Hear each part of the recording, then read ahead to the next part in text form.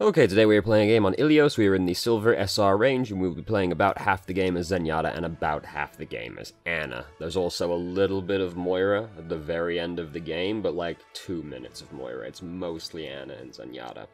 Because we're in the Silver SR range, don't care what the team comp is, because it isn't worth worrying about it beyond, do we have a tank, do we have a healer? Yeah, we got both those things, as you can see right here. So, let's just start the game. So we're on Ruins first. That's the name of the map. So we have to worry about getting shot by Widow at the start, because it's very common to see Widow on this map, being that it's one of the best Widow maps in the game. Probably the best Widow map in the game. Though it does have to compete against, like, King's Row for that one. So, well, I mean, you know, King's Row first checkpoint anyway. So we do have a Pharah. We don't have a Mercy as our other healer. So we want to try and keep the Harmony Orb on Pharah as much as possible so that Pharah can, you know, play Pharah, basically. Now we've started going into the dangerous territory because we're advancing into these people who would love nothing more than for us to be touching them. Because we're walking up behind D.Va and Reaper. Now they're focused on other people currently, but we still don't want to be walking into those people.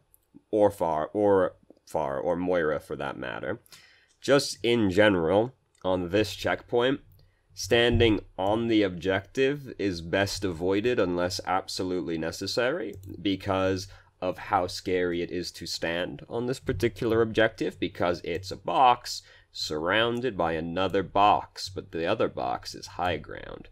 So if you're down here, you're just threatened from every single location possible. And there's limited ways out, because there's only the few ramps to get out of the map, out of there. So, generally, we don't want to stand down here, if at all possible. If you're not a tank, usually you want to avoid standing on the objective, because they tend to be the scariest place to stand.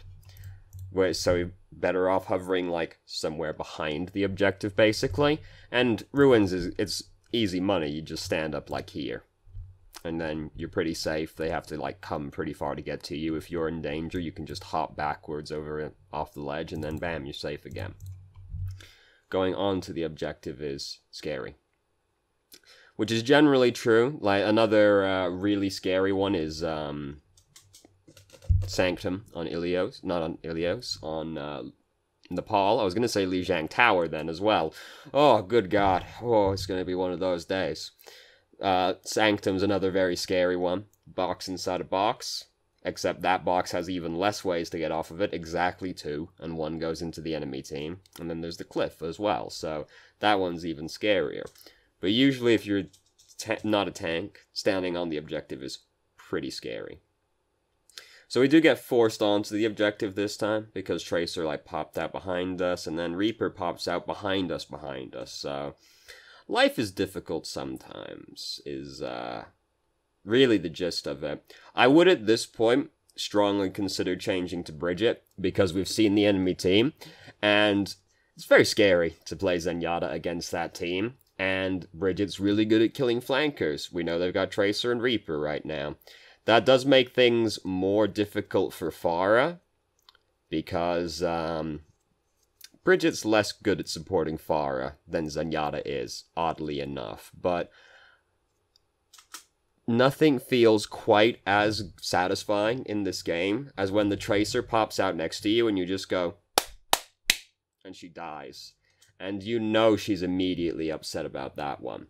But God, does it feel good. Because if you do it right, the Tracer has, if you manage to land the stun and do the combo right, Tracer dies. She has no option other than don't get stunned. So we decide to use Transcendence here. The only ult on their team we're really worried about countering is... Oh, no, they have Tac Visor now because they've got Soldier as well. I was going to say it's just Reaper, but they have Soldier now as well. So, now, did Reaper change or... Oh, hold on. It looks like both of them changed. Come on. Yes, they did both change. Well, that's me shown, isn't it? Now they have 0 flankers. So I would have changed to Bridget and then been like, motherfuckers, god damn. But then I would have stayed on Bridget and just tried to bully them anyway. So now, I mean, statement remains the same. They only really have one ultimate. for us to counter with Transcendence and his Tac Visor. That boy just changed to Soldier, so he's nowhere close to having Tac Visor, so we can use it just to try and make sure we win that team fight. All's well. Because, yeah, we can also counter Earth Shatter, to be fair, as well. But that's not really Zenyatta's job, that's Reinhardt's job to counter Earth Shatter. Bridget needs healing. Please put the Harmony Orb on the Bridget, because Bridget can't self-heal. Our healers are Bridget Zenyatta, that's bad. I think I see why we changed to Ana. Please heal Bridget, though. There we go. I was about to have another thought process, but then I noticed that Bridget needed healing, and now I've forgotten what the other thought process was. God damn it. Couldn't have been that important, I suppose. I feel like it was something to do with Ultimate still, but I don't remember it anymore. Whatever. It'll come to me, probably, if it's important enough. Oh, that was it. It was Earth Shatter related. I was just gonna say, for the record, Transcendence can counter Earth Shatter, but here's the trick. You gotta move forward and take the pin as well, because it can't kill you, because you're invulnerable. So, you just Earth Shatter. He Earth Shatters. You can react to it. You can Transcendence on reaction to the Earth Shatter coming if you think it's gonna hit. Then, nobody's gonna die from getting hit. You move forward. He's going to try and charge somebody. You move forward. You take the charge. You don't take any damage because you're invulnerable. Then bam, Reinhardt's sad. Not really Zenyatta's job, but hey, you know, sometimes in this game we have to do things that aren't actually our job. So we've again started going on to the objective, and it's very scary to stand on the objective when there's a Reinhardt and a Bridget here. Would be scary if there was a Reaper here as well. But the thought was probably we're going to use Transcendence soon. Yeah, we did, because the other healer's Bridget. There's no way these people survive if we don't use Transcendence right here. Basically, the other healer being Bridget kind of forces that one on us. Oof, that was a close one. Now we're moving back on the objective when we don't need to be. Now it could just be standing on the high ground behind us. See, like, just how much scarier that is. So, like, imagine then there's, like, people all up here as well. Like, Soldier and McCree are sitting up here shooting down at you, which is, you know, what they should be doing on this map. That's mad scary, and you can't hit them as easily because they got the high ground advantage. They can just hop backwards. So scary. If you're at least standing on your opposing one, you know, they don't have any high ground advantage on you. Are you a little bit more exposed? Yeah, but there's cover next to you. There's the pillars and the wall. So, very scary moving into the Diva again while we were shooting. Try not doing that. Just in general, Zenyatta likes to be as far away from the enemy team as possible. No fall-off damage on your weapon, so as long as you're within healing, as long as you're in range to put your orbs on people, you're in your effective range. Now, granted, you can be too far behind your team. I'm behind the enemy team. You can be too far back there as well. But you can be too far behind your team and be too... Oh, life is so difficult. Holy shit. You can be too far back and make it easy to get dove on, but not really an issue when their team has no diving component. So, like, that's just really sad, because I was like, oh, Tac Visor's over there. That's scary. Better stay over here. Oh, motherfucker. Oh, god damn it. Oh, if it's not one thing, it's another, isn't it? So now we are going to change to Ana. Do we change at the start of the round? No, we don't change at the start of the round. We change to Ana during this round. Is the other healer still Bridget?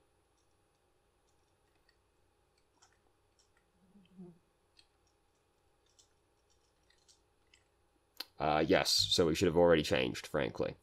Ana's fair enough. Yeah, I do just generally like Moira more, but I'm also looking at the team like, nobody good to nano boost, really, except Bridget and Reinhardt. But the team comp might also be different when we change to Ana. Who knows? No main healer, just FYI. Yeah, if nobody else is going to change, we should change. Not that many other people can change. I think this is looking for group thing, so if you pick, like, support, you're just locked into picking support, and so on and so forth. So we do still want to try and keep the orb on Pharah as much as possible, seeing as we're basically a stand-in for Mercy right now. We also need to prioritize healing Bridget, because she can't heal herself. Same with Ana. Neither of these people can easily self-heal. Bridget just can't unless she can hit the other people, so they tend to be the highest priority.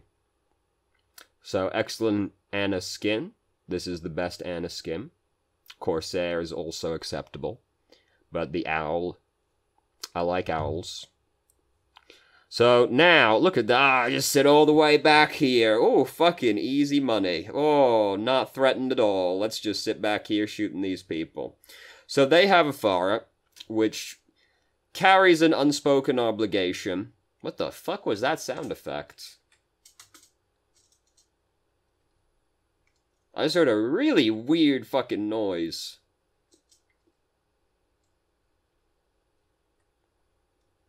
What the fuck was that?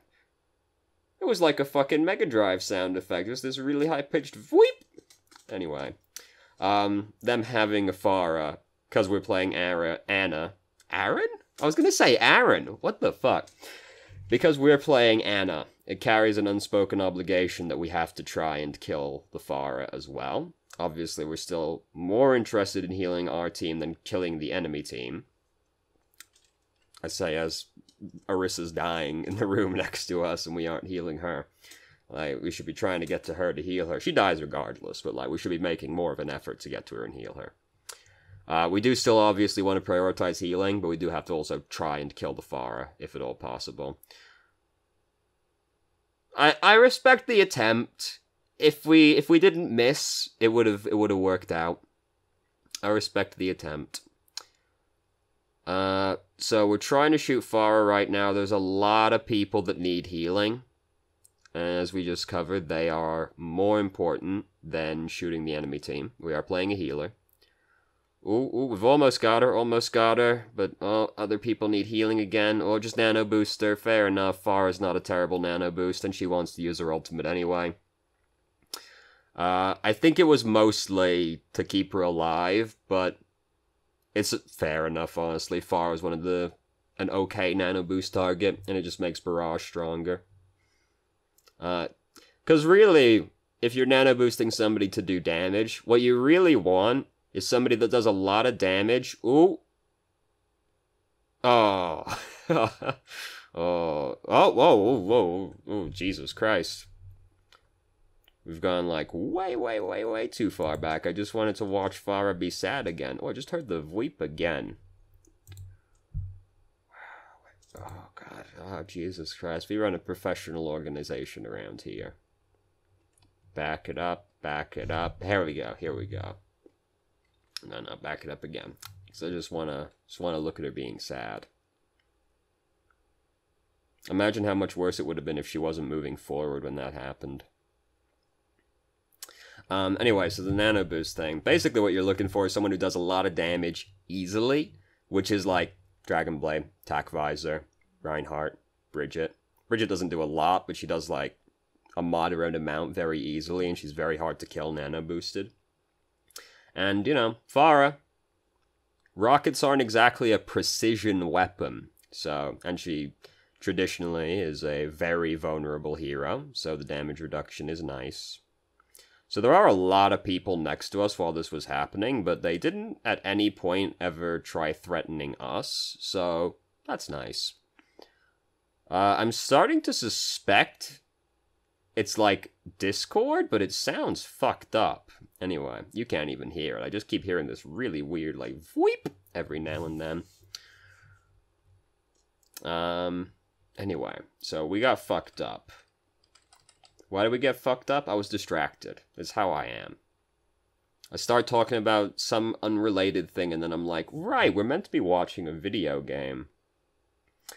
Yes, we're just trying to keep this boy alive. And then, like, other people died while that was happening. That was a pretty good person to trank, but then Winston, of course, immediately wakes him up afterwards.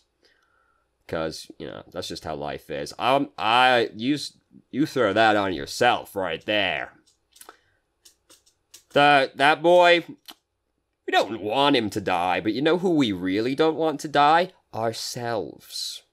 If we die, he's definitely dead. So, like, throw that on ourselves. Just throw that on yourself right there, because ain't nobody getting healing if we die. gotta worry about, put your own oxygen mask on first before assisting others.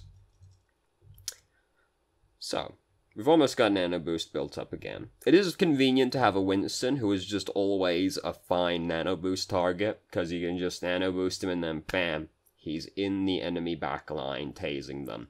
And Winston's rather annoying to get rid of at the best of time, especially when he's Nano Boosted though. So, well, unfortunate that we used the Trank over there on Reinhardt, seeing as that would have been a really good time to have one. I mean, I want to say, like, we didn't need to try and Trank the Reinhardt there, because, like, he's not in any kind of position to get punished for being Tranked, because he's, like, way out of the way, and really, the goal is to Trank someone so that they die because they got Tranked, because if they die in an inconvenient location for them, it's basically a guaranteed kill. Or to remove them from the fight for, hopefully, 6 seconds. Reinhardt was in no position to get killed over there, and the fight hadn't really started yet. You could argue they couldn't start the fight, theoretically, because he was Tranked, you know. Basically what I'm saying is we didn't need to Trank him. But at the same time, I'm having trouble imagining anybody not Tranking him right there. At the same time. I've been playing a lot of XCOM lately, and I'm just, that's giving me, that gives me a real XCOM vibe. If you've played the game, the newer ones that is, not the old ones, you'll understand why. So we do change to Moira during this round, but we're playing Ana for the first part still. You know, there's a bit of Moira in here. So this is kind of a scary map for Ana, because there isn't, like, you're kind of always being threatened, really. Like, you know, there's nowhere super great to stand on this map for Ana. I suppose I should say that we should consider picking Mercy, given that we've had a Pharah this entire time, and that's unfortunate. And Pharah's a lot stronger when you have a Mercy on your team, so I should point that one out, but simultaneously, I hate playing Mercy and I avoid it as much as possible. This is also Silver SR, where I advise not playing Mercy most times, because Mercy is very dependent on your teammates not being completely trash. Most supports in general are kind of dependent on their team playing sort of well, but Mercy doesn't even get to directly interact with the game most of the time. She interacts purely through tethering to other people on her team, so she's very dependent on her teammates. So we were really focused on what was going on over there. We do focus on trying to damage people quite a lot while playing Ana, and I mean, we do want to do as much damage as possible. This is true of all heroes. You want to do as much damage as you possibly can, even if you aren't a damage roll. But we do kind of need to be healing people, and while we were having that little scuffle over in the hallway, team was still behind us fighting as well. Orisa ended up dying. Managed to Trank the Lucio. Didn't quite work out, did it? So, Grenade wasn't going to come up in time. No, not even close. Tragic. We should just call somebody over to help us. We don't do that quite right either, because I think it would have worked if we did that right. Because, you know, shoot, melee, then we don't shoot again, we just melee. I think if we shot again, he would have died. Unfortunate, but we should just, like, really call somebody over to help us. You know, we're in, like, a full group, so it would, you know, shouldn't be too much of an issue. That's very scary. We don't have our Trank. Why don't we have a Trank? Could we try to Trank?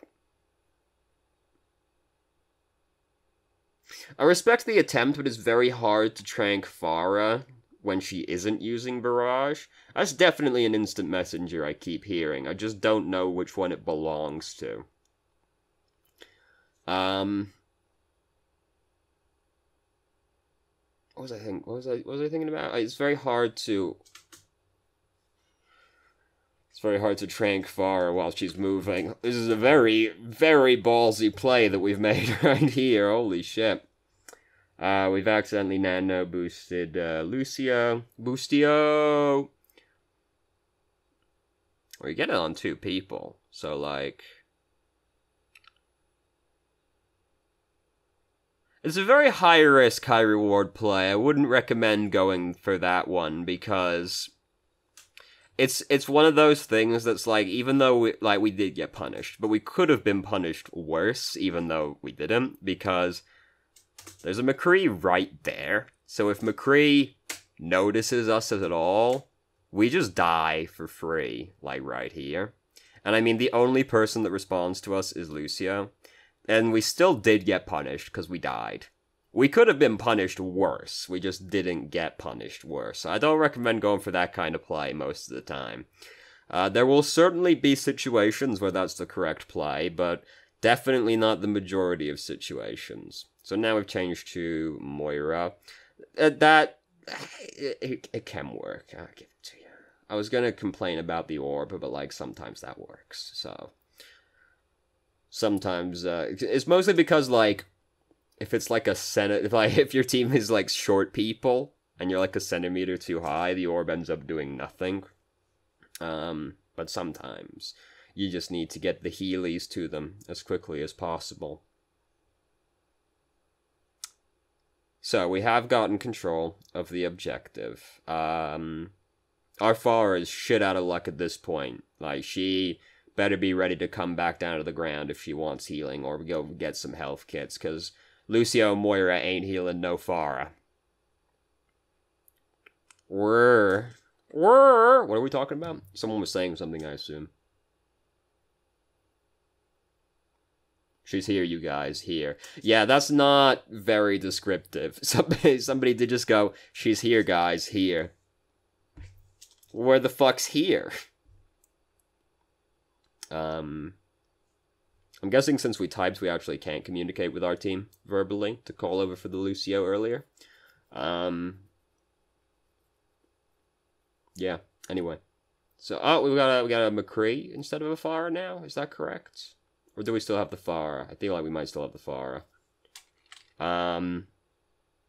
Yeah, we do still have the Farah. If your healers are Lucio, Moira, just don't play Farah, honestly. Like, you can play Farah without a Mercy. It's a lot harder, but you can do it. If your healers are Lucio, Moira, you are so hamstrung at that point that you might as well not be playing Farah.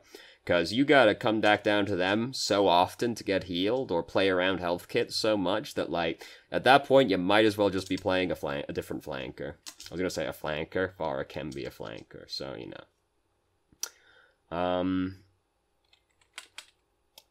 It's a bad day. I just keep getting so sidetracked, and, like, elevator music keeps playing in my mind. So we do waste, like, a lot of our resource right here. It's like, he's using whole hog, so I respect that, but, like, he wasn't taking that much damage right there. Now he's taking more damage, so it was worth it there, but, like, we started, like, wailing into him before he actually started taking much damage. And I mean, he's using whole hog, so he's gonna soon enough, but he hadn't yet. So I think we could do it. I think we could play more aggressive here. I don't respect this Lucio enough. I think we could have thrown the damage orb to try and kill him. Because, you know, obviously this is the safer play to use the healing orb right here, which is unlikely to have catastrophic results. Minor thing. Not minor, really. Don't throw the orb downwards, because as soon as you throw it down, it's going to bounce up afterwards, and then, pooh, it's going into the sky, and then it's all gone at that point. You want to keep the orb horizontal, because as soon as you throw up or down, that's it. There it goes. It's no longer interacting with either team anymore. So, just like bouncing it off the walls is better. And there's a lot of symmetrical walls around here, so it's not that hard. But I think we could... I don't respect this Lucio enough as a person. I think we could throw the damage orb, like, here, because I'm expecting him to retreat back this way. I think we could throw it, like, here, have it bounce into the room after him, and just try and kill him instead. Like, I think that we could have... I think we could, I think we had enough health to survive off just the drain instead.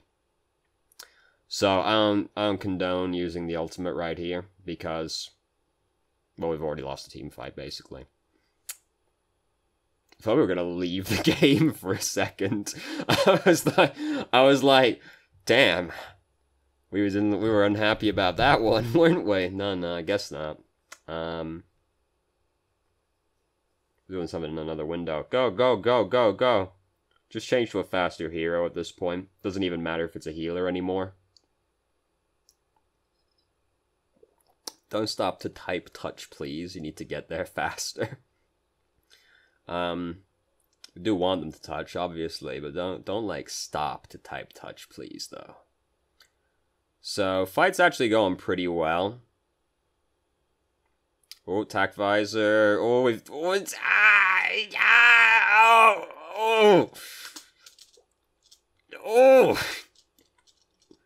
Oh, I don't support that one. Oh, Jesus Christ. Oof.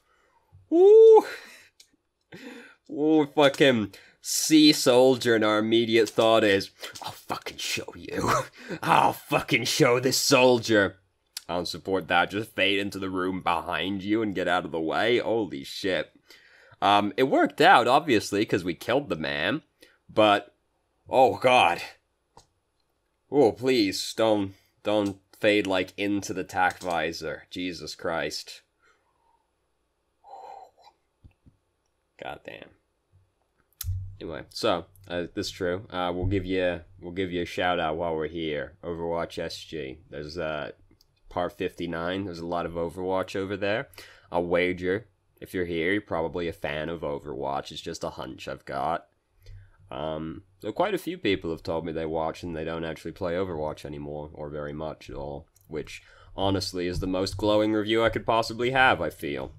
But there you go. Overwatch SG. Serious gamer.